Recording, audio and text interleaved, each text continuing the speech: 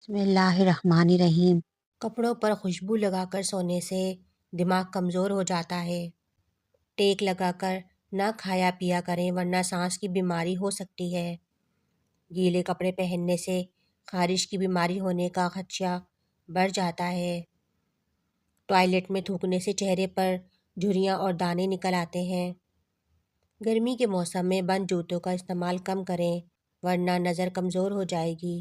جب لالچ کے بازار عام ہو جائیں تو رشتوں کے شہر ویران ہو جاتے ہیں، چاہے وہ رشتے خون کے ہوں یا دوستی کے۔ اگر سانس لینے میں تکلیف یا دمے کا مرض ہو تو ہری مرچ کھانے سے آرام آ جاتا ہے۔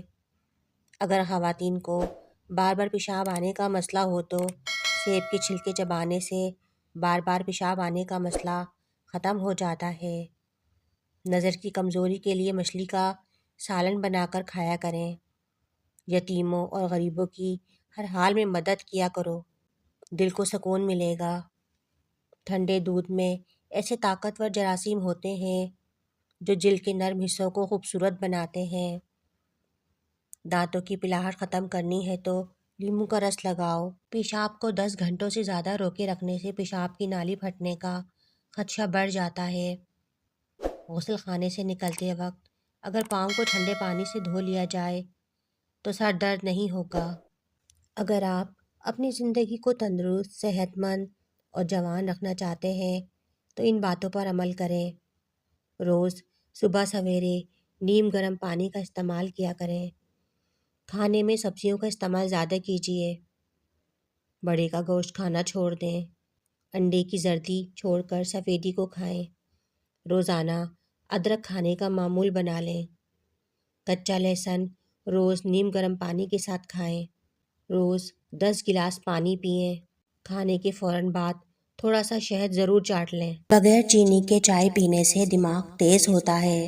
جن کو کھانے کے بعد کھٹی ڈکاریں آتی ہوں، بدہضمی ہو جاتی ہو اور سینے میں جلن رہتی ہو تو پیاز کو کاٹ کر اس پر لیموں نچوڑ کر دوپہر کے کھانے کے ساتھ روزانہ کھائیں۔ زیادہ سونف کھانے سے نزلہ زکام ہو جاتا ہے۔ لونگ کا مسلسل استعمال بالوں کو سیاہ اور خوبصورت بناتا ہے۔ اگر مسوڑوں کی سوجن ہو جائے تو نیم گرم پانی کے اندر نمک ڈال کر کلی کرو، مسوڑوں کی سوجن ختم ہو جائے گی۔ شکرکندی بھون کر کھانے سے بدن خوبصورت ہوتا ہے۔ کھٹی چیزوں کا رس اپنے بالوں میں لگانے سے بالوں میں چمک آتی ہے۔ روٹی کھانے کے بعد نیند آنا شروع ہو جائے تو سمجھ جائیں یہ کالے جادو کی علامت ہے۔ اگر پاؤں میں درد رہتا ہو تو روزانہ پاؤں کے انگوٹھوں پر سرسوں کے تیل سے مساج کرو، پاؤں اور جسم کا درد غائب ہو جائے گا۔ جس گھر میں عورت ذات کو دکھ ملتے ہیں وہ گھر جلدی برباد ہو جاتا ہے، اور جس گھر میں عورت ذات کو سکھ ملتے ہیں اس گھر کو کامیاب ہونے سے کوئی نہیں روک سکتا۔ بچوں کے لیے نوڈلز وغیرہ جو بھی چیز کھانے کے لیے بنا رہے ہوں تو اس میں لال لوبیا بھی شامل کر لیں۔ آئرن کی کمی پوری کرنے کے علاوہ یہ مسوڑے بھی مضبوط کرتا ہے۔